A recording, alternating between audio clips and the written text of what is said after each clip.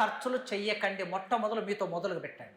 వృధా ఖర్చులు చాలా చేస్తున్నాం మనం. ఏమేం చేస్తున్నాం? తాగుతారు. ఇక్కడ ఎంతమంది తాగుతారో ఎంతమంది తాగరో నాకు తెలియదు. మొట్టమొదలు మీరు డ్రింకింగ్ మానేయండి. తక్కువ డ్రింకింగ్ అనేటటువంటి దానికోసం నెలకి 3,000, 4,000, 5,000 ఖర్చు పెడతారు. నేను చాలా తక్కువ చెప్తున్నానేమో నాకు తెలియదు. దీన్ని మీరు దీన్ని ఒక దగ్గర కూడబెడితే ఎంత అవుతుందో ఆలోచించండి. నెంబర్ 1. నెంబర్ 2, బర్త్డేలని పార్టీలని లక్షలు ఖర్చు పెడుతున్నారు. పిల్లల బర్త్డే ఈ మధ్య ఈ ఫ్యాషన్ బాగా పెరిగింది.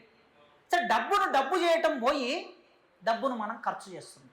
బర్త్డే చేయకపోతే మన పిల్లలకి ఏమైనా తక్కువ అవుతుందా? ఆ ₹1,00,000 2 లక్షలు పెట్టి నువ్వు బర్త్డే చేసేది అదే డబ్బులు తీసుకెళ్ళి 2 తులాల బంగారం కొను, లేకపోతే ఫిక్స్డ్ డిపాజిట్ చేయి.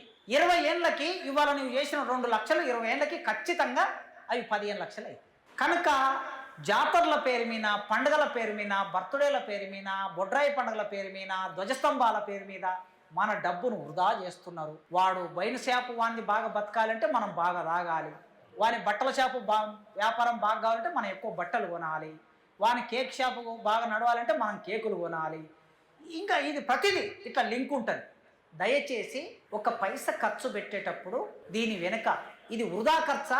₹100 ఖర్చు పెడితే 200 ₹100 పెడుతున్నామంటే ఇది 200 అవుతుందా, ఇది వృధా అవుతుందా అని ఆలోచించి ఖర్చు పెట్టండి. అదొక్కటి చేస్తే ఖచ్చితంగా మన దగ్గర ఉన్న డబ్బు పొదుపు అవుతుంది. ఆ ప్రయత్నం చేయాలని